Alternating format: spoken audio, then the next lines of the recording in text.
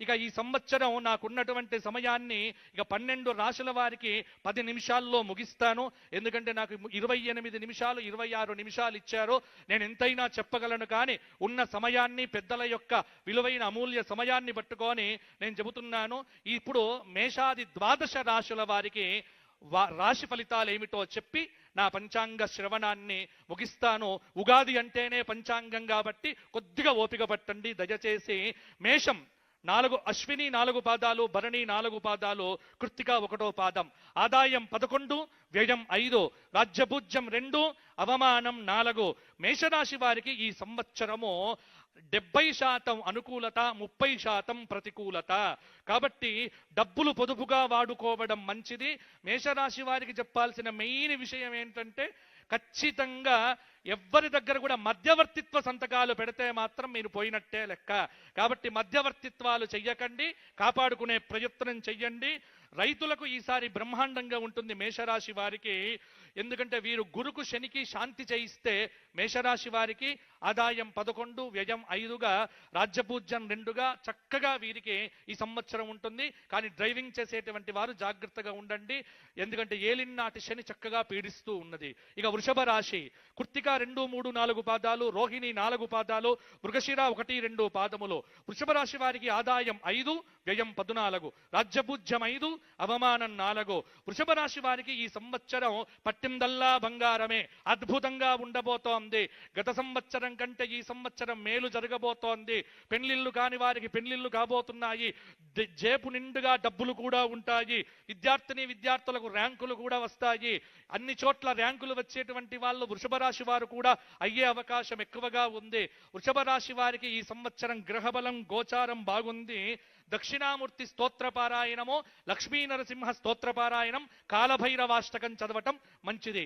మిథున రాశి మృగశిర 3, 4 పాదాలు, ఆర్ద్ర 4 పాదాలు, పునర్వసు 3 పాదాలు. ఆదాయం 8, వ్యయం 11, రాజ్యపూజ్యం 1, అవమానం 7. మిథున రాశి వారికి ఈ సంవత్సరము మిశ్రమంగా ఉండబోతోంది. జూన్ తరువాత పట్టిందల్లా బంగారమే. గురుబలంతో ఈ సంవత్సరం వీరికి బాగుంటుంది. ప్రతిదానికి శ్రమపడాలి, ఆరోగ్యం కాపాడుకోవాలి, కానీ ఫలితాలు మాత్రం బాగుంటాయి. మిథున రాశి వారు శ్రమయేవ జయతే అన్న సూత్రముతో ఈ సంవత్సరం బాగుంటారు. రైతులకు బాగా అనుకూలించే సంవత్సరం ఈ సంవత్సరం అని కూడా చెప్పవచ్చు. ఈ మిథున రాశి వారు నవగ్రహ స్తోత్రపారాయణం చేయటమో, లక్ష్మీ నరసింహ ప్రార్థన చేయటమో చాలా వరకు అవసరము. కర్కాటక రాశి పునర్వసు 4వ పాదం, పుష్యమి 4 పాదాలు, ఆశ్లేష 4 పాదాలు. ఆదాయం 2, వ్యయం 11, రాజ్యభూజ్యం 4, అవమానం 7. కర్కాటక రాశి వారికి ఈ సంవత్సరము 60% మంచి ఫలితాలు, 40% కొంత ప్రతికూల ఫలితాలు. రాహుకేతువుల యొక్క మధ్యమ ఫలితాలు పర్వాలేదు, ఎందుకంటే భాగ్యంలో శని, జన్మలో గురువు కొంత యోగాన్నైతే ఇవ్వవచ్చు. కానీ దైవానుకూలత, దైవాన్ని బాగా ఉపాసన చేస్తే కర్కాటక రాశి వారికి కొంతమేర ప్రయోజనం కనిపిస్తూ ఉన్నది. సింహరాశి మఖ 4 పాదాలు, పుబ్బ 4 పాదములు, ఉత్తర 1వ పాదం. ఆదాయం 5, వ్యయం 5, రాజ్యపూజ్యం 7, అవమానం 7. సింహరాశి వారికి ఈ సంవత్సరము అష్టమ శని దోషం ఉన్నప్పటికీ కూడా గురువు ఏకాదశంలో సంపూర్ణమైన శుభాన్నిస్తున్నాడు. కాబట్టి కొద్దిగా ఈ సంవత్సరము శ్రమ ఉంటుంది, ఫలితాలు అద్భుతంగా ఉంటాయి. కొంత శత్రుత్వం పెరుగుతుంది, చాలా వరకు మిత్రుత్వం చేసుకోవలసిన అవసరం ఉన్నది. రాజకీయ రంగంలో ఉన్నటువంటి సింహరాశి వారికి అయితే ఖచ్చితంగా నామినేటెడ్ పోస్టులు కూడా వచ్చే అవకాశం ఉన్నది. కాబట్టి ప్రయత్నం చేసుకునేవారు ప్రయత్నం చేసుకోండి. సింహరాశి వారు శనికేతువులకు శాంతి చేయించడం వల్ల ఇంకా మంచి ఫలితాలు కలుగుతాయి. తదుపరి కన్యారాశి ఉత్తర 2, 3, 4 పాదములు, హస్త 3, 4 పాదములు, చిత్త 2 పాదములు. ఆదాయం 8, వ్యయం 11, రాజ్యపూజ్యం 3, అవమానం 3. కన్యారాశి వారికి ఈ సంవత్సరము జూన్ 1 వరకు గురువు దశమంలో తామ్రమూర్తి. ఆ తరువాత కొంత అనుకూలత పెరుగుతుంది. రాజకీయ రంగంలో ఉన్నటువంటి వారికి బలమనేటువంటిది కనిపిస్తూ ఉన్నది. కింది స్థాయి వ్యక్తులు ఇబ్బంది పెట్టినప్పటికీ ముందుకు దూసుకొని వెళ్తారు. పట్టుదల విడిచిపెట్టకపోతే కన్యారాశి వారు ఈ సంవత్సరం కొన్ని విజయాలు సాధించే అవకాశం కూడా బ్రహ్మాండంగా ఉంది. ఇక ఈ సంవత్సరం తులారాశి చిత్త 3, 4 పాదములు, స్వాతి 4 పాదములు, విశాఖ 1, 2, 3 పాదములు. ఆదాయం 5, వ్యయం 14, రాజ్యపూజ్యం 6, అవమానం 3. ఇది తులారాశి. తులారాశి వారికి ఈ సంవత్సరము చక్కగా అద్భుతమైనటువంటి రోజు. ఇంకొక్కటి కూడా చెప్పుకోవాలి కాబట్టి, ఉగాది కాబట్టి రాజు గురించి మాట్లాడుకోవాలి. మన రాష్ట్రానికి రాజు రేవంత్ రెడ్డి గారు కాబట్టి, రేవంత్ రెడ్డి గారి యొక్క రాశి చిత్తా నక్షత్రం, తులారాశి. పంచమాధిపతి, అష్టమాధిపతి భాగ్యంలో బుధుడున్నాడు వారికి. ఆ బుధుడి యొక్క దశ ఇప్పుడు జరగబోతోంది కాబట్టి వారికి బ్రహ్మాండంగా ఈ సంవత్సరం అనుకూలంగా ఉండబోతోంది. కుంభలగ్నంలో పుట్టారు, బలం అనేటువంటిది పెరిగింది. కానీ అక్కడక్కడ లగ్నంలో రాహువు యొక్క ప్రభావం ఉండడం చేత 6వ స్థానంలో శని ఉన్నాడు ఈ సంవత్సరం. కాబట్టి 6స్థ స్థానంలో శని గోచార రీత్యా ఉండటము శత్రువుల మీద జయం సాధించటానికి కాస్త బలమనేటువంటిది ఉన్నది. అయితే కొద్దిగా కూడా నిద్రపోకుండా ఎల్లప్పుడూ అలర్ట్గా, జాగ్రత్తగా, అప్రమత్తతతో ఉంటేనే వారికి జయం అనేటువంటిది అద్భుతంగా ఉంటుంది. భాగ్యంలో నవమంలో గురువు, పంచమంలో రాహువు అప్పుడప్పుడు తలనొప్పులు ఇచ్చినప్పటికీ సమర్థత, దైవ బలము, ఇటు రాశి ప్రకారంగా గోచార బలము, నడుస్తున్నటువంటి దశాబలము, ఇవన్నీ వారికి యోగ్యతనిచ్చి ఈ సంవత్సరం వారికి తిరుగులేని విధంగా వారిని కాపాడుతాయి అని. రాజు బాగుంటే రాష్ట్రం బాగుంటుంది కాబట్టి వారి గురించి 3 విషయాలు చెప్పడం అనేటువంటిది ఇదెందుకో, ఇది బాగా స్తుతించారు అని మాత్రం దయచేసి మీడియాలో రాయకండి. పంచాంగం ఇంతకంటే ఎక్కువ చెప్పడం అనేటువంటిది కుదరదు. కారణం ఏమిటంటే ఇక్కడికి వచ్చి 4 మాటలు చెప్పితేనే రాష్ట్రం బాగుంటుంది. కాబట్టి రాజు బాగుండాలి. రాజు గురువయ్యాడు, ఆ గురువు రాష్ట్ర మంత్రివర్గమును కాపాడుగాక. కాబట్టి తులారాశికి ఈ సంవత్సరం తిరుగులేదు. తులారాశి వారు ఎవరైనా సరే అద్భుతంగా ఉండబోతోంది. వారికి పెళ్లిళ్ళు కాని వారికి పెళ్లిళ్ళు అవుతున్నాయి, డబ్బు వస్తుంది, అలాగే ఇండ్లు కొంటారు. అన్ని రకాలుగా గత 4-5 సంవత్సరాలుగా ఏవేవైతే మీకు ఇబ్బందులు పెట్టాయో అవన్నీ తొలగిపోయి కాలు మీద కాలు వేసుకొని ఈ కాలు నాదే, ఈ కాలు నాదే, అన్ని కాళ్ళు నావే అనేవారే తులారాశి వారు. కాబట్టి తులారాశి వారు ఈ సంవత్సరము లక్ష్మీ నరసింహ దర్శనం చేసుకోండి, వారికి బాగుంటుంది. తదుపరి వృశ్చిక రాశి. విశాఖ 4వ పాదం, అనురాధ 4 పాదాలు, జ్యేష్ఠ 4 పాదాలు, ఆదాయం 11, వ్యయం 5, రాజ్యపూజ్యం 2, అవమానం 6. వృశ్చిక రాశి వారికి ఈ సంవత్సరము అష్టమ గురువు వ్యతిరేక ఫలితాలు ఇస్తున్నప్పటికీ కూడా తదుపరి జూన్ 1 తరువాత అక్టోబర్ 30 వరకు భాగ్య గురువుగా మంచి ఫలితాలు ఇవ్వబోతున్నాడు. రుణ సమస్యలు తీరిపోతాయి, కొంత సహకారం లభిస్తుంది. మైగ్రెయిన్ పెయిన్ లాంటివి ఎప్పుడూ వెంటబడతాయి. కానీ వీరికి ఈ సంవత్సరం గత సంవత్సరం కంటే మంచి ఫలితాలు అధికంగా కలగబోతున్నాయి. వృశ్చిక రాశి వారు కూడా కచ్చ నిరుత్సాహం తగ్గించుకొని ఉత్సాహాన్ని పెంచుకుంటే సరిపోతుంది. వీరికి వృశ్చిక రాశి వారికి ఈ సంవత్సరము విశేషమైన విష్ణు సహస్రనామ స్తోత్ర పారాయణం రోజు చేయటం మంచిది. తదుపరి ధనుస్సు రాశి. మూల 4 పాదాలు, పూర్వాషాఢ 4 పాదాలు, ఉత్తరాషాఢ 1వ పాదం, ఆదాయం 14, వ్యయం 11, రాజ్యపూజ్యం 1, అవమానం 2.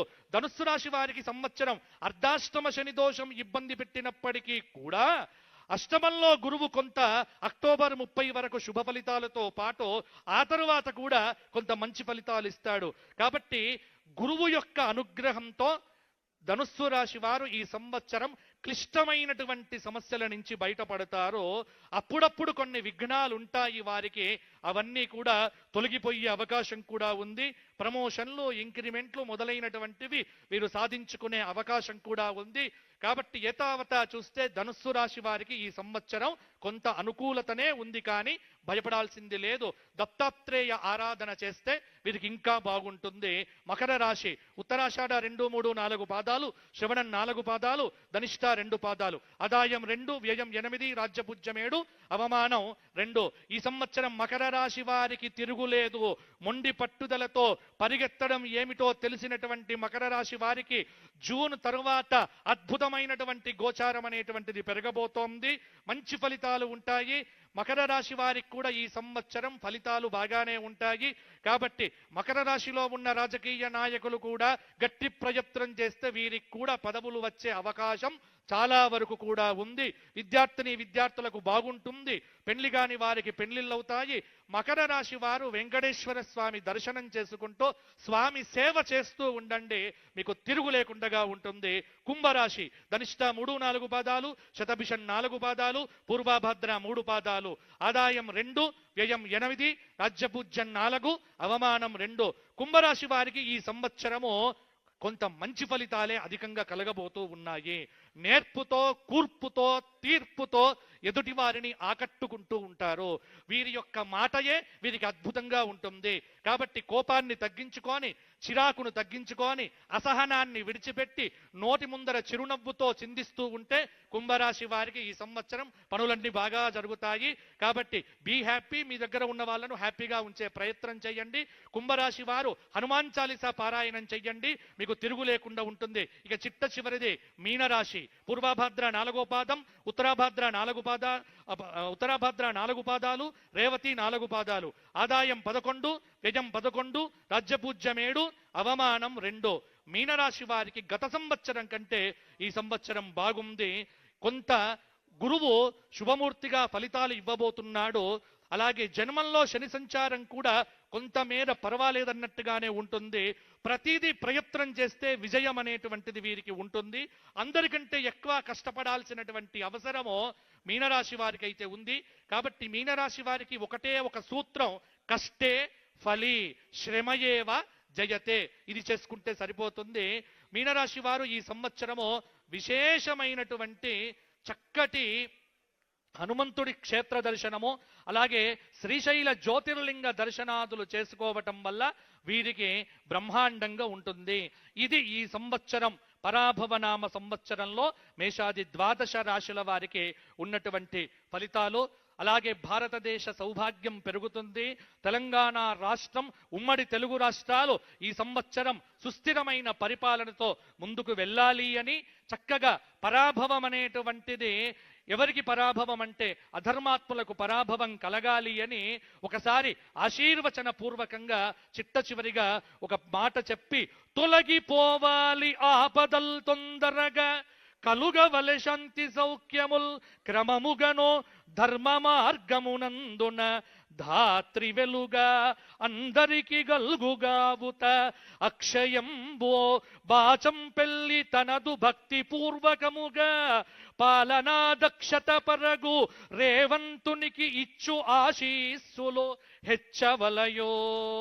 వేములవాడ రాజరాజేశ్వరుడు, కొండగట్టు ఆంజనేయ స్వామి వారు, ధర్మపురి లక్ష్మీ నరసింహుడు, భద్రకాళి వరంగల్ భద్రకాళి, పారుపల్లి క్షేత్ర కాలభైరవుడు, వీరందరూ కూడా అలంపురం జోగులాంబ వేదిక మీద ఉన్నటువంటి వారు అందరికీ, అలాగే మంత్రివర్గంలో ఉన్నటువంటి వారు, అలాగే పోలీసులలో ఉన్నటువంటి వారు, ఉద్యోగంలో ఉన్నటువంటి వారు, ఐఏఎస్ ఆఫీసర్లు అందరికీ, పరివారానికి, కుటుంబాలకు ఆయురారోగ్య భోగ భాగ్యములను ఎల్లప్పుడూ ఇచ్చుగాక, వారందరికీ శుభములో క్షేమములు కలుగుగాక అని ఆశీర్వచనం చేస్తూ నా పంచాంగ పఠనమును నేను విరమిస్తున్నాను. ఈ సమయం ఇచ్చినందుకు మీ అందరికీ కూడా ధన్యవాదములు తెలియచేస్తూ, ఇంకా ఎవరివి మిగతా వారివి చెప్పలేదు అని మాత్రం దయచేసి ఎవ్వరు అనుకోవద్దో. నేను ఎప్పుడు అందుబాటులో ఉండే వ్యక్తినే, అందరికీ పర్సనల్గా చెప్పే ప్రయత్నం తరువాత చేస్తాను. కానీ ఇప్పుడు పరిపాలనగా రాష్ట్రానికి రాజు ముఖ్యం కాబట్టి వారి గురించి చెప్పడం జరిగింది. వారు మీరు అందరూ బాగుండాలి, ఇంకా బాగుండాలి అని కోరుకుంటూ, స్వస్తి స్వస్తి ప్రజాభ్య పరిపాలయంతాం న్యాయేన మార్గేణ మహిం మహిషాక, గోబ్రాహ్మణేభ్యః శుభమస్తు నిత్యం, లోకాః సమస్తాః సుఖినో భవంతు. మరిన్ని వీడియోస్ చూడాలంటే మా ఛానల్ని మన విశ్వం టీవీని సబ్స్క్రైబ్ చేసుకోండి.